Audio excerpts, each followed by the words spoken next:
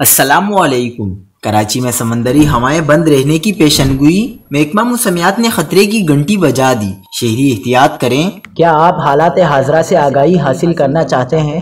خبر کے پیچھے چھپے اصل حقائق جاننا چاہتے ہیں تو ابھی سبسکرائب کیجئے جلمل پاکستان کو اور ساتھ ہی گھنٹی کے نشان پر کلک کر دیں۔ آپ کو بتاتے چلیں کہ کراچی میں سمندری ہوائیں بند رہنے کی پیشنگوئی۔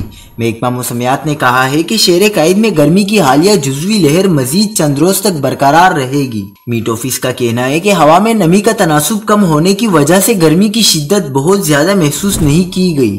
ارلی وارننگ سینٹر کے مطابق شہر میں گرم و خشک موسم اگلے کئی روز تک بدستور برقرار رہے گا۔